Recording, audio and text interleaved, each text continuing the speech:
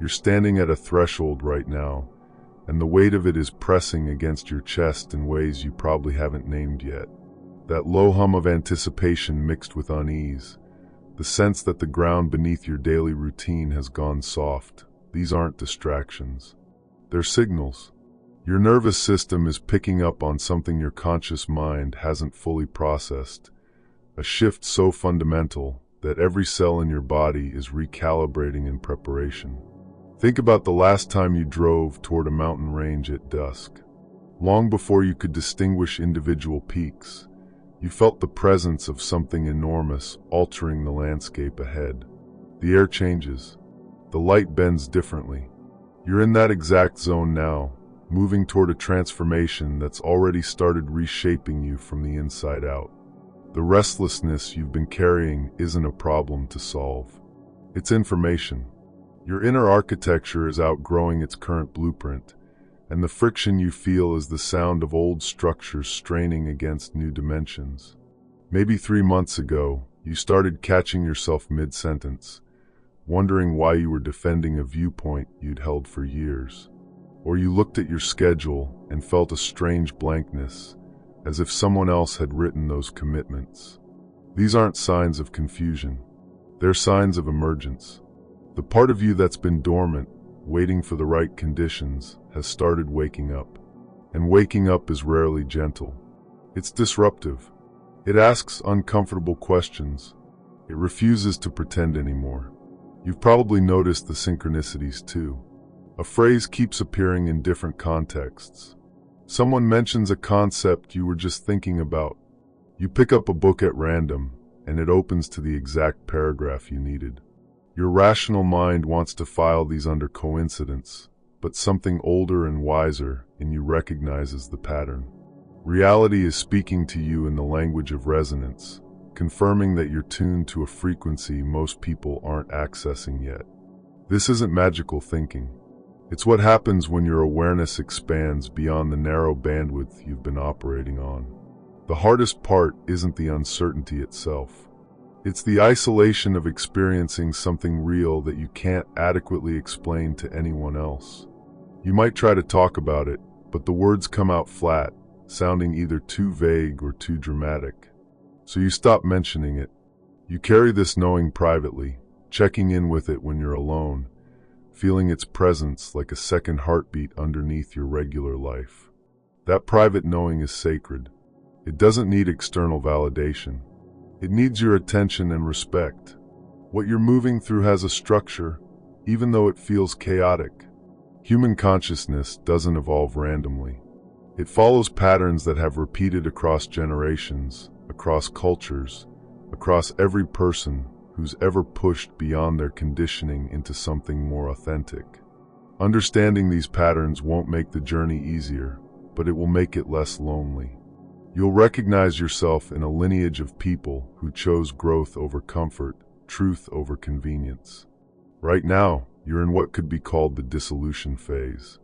Everything that once provided stability feels suddenly negotiable.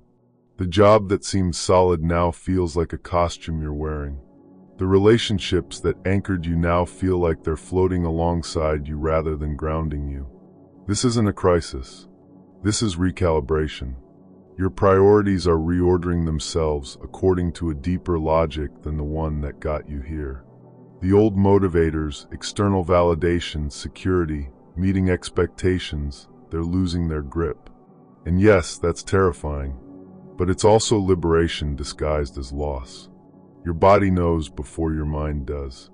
You might be sleeping differently, dreaming more vividly, or waking at odd hours with thoughts that feel urgent but shapeless. Physical spaces that used to comfort you now feel claustrophobic.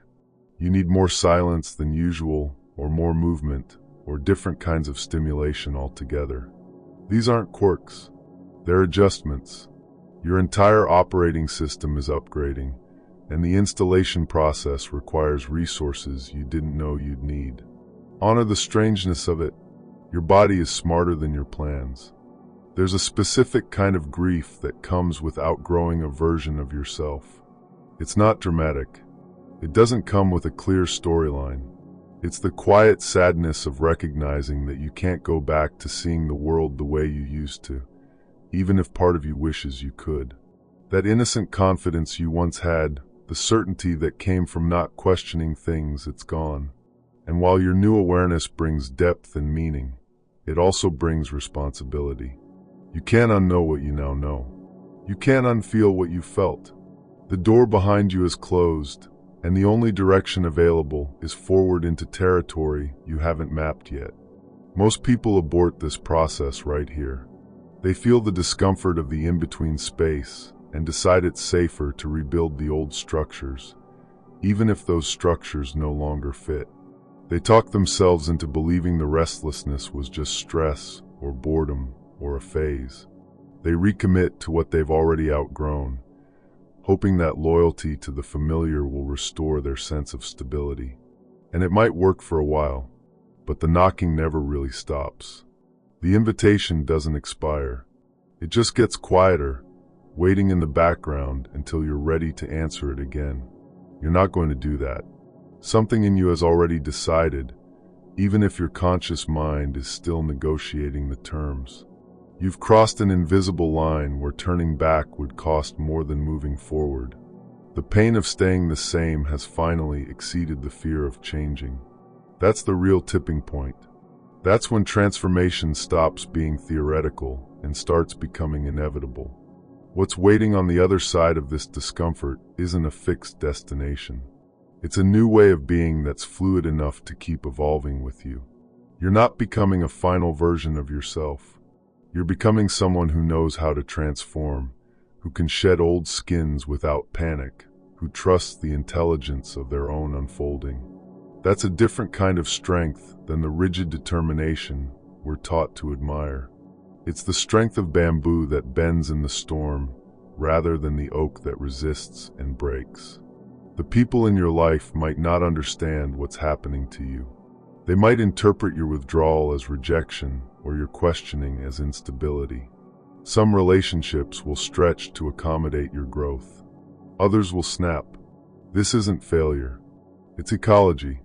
Not everyone is meant to travel with you through every stage of your life. Some people are there to teach you what you needed to learn in one chapter, and their role ends when that chapter closes. Releasing them with gratitude instead of guilt is part of the maturation process happening inside you. You'll know you're integrating this new level when things that used to feel like effort start feeling like expression. When decisions that used to paralyze you become obvious. When you stop seeking permission or validation for choices that your whole being has already committed to. Integration doesn't announce itself loudly. It settles in quietly, like snow accumulating overnight. You wake up one morning and realize you've been operating from a different center for weeks without noticing the transition. The glimpses of clarity you've been getting, those moments where everything suddenly makes sense for 3 seconds before the fog rolls back in, those aren't teases. They're anchor points. Your consciousness is establishing new coordinates, marking the terrain it's learning to inhabit. Each glimpse leaves a residue, a trace memory your nervous system can reference when the confusion returns. You're building a map in real time, even though you can't see the full picture yet. Trust that the map is forming. Trust that the pieces will connect. There's a particular quality of aliveness that emerges when you stop resisting your own evolution. It's not happiness exactly, though happiness becomes more accessible. It's something rawer and more honest. It's the feeling of being fully present in your own life without the constant background noise of self-betrayal. You're no longer performing for an imaginary audience or trying to fit into a template someone else designed. You're here, in this body, in this moment, participating in the strange and sacred experiment of becoming more yourself.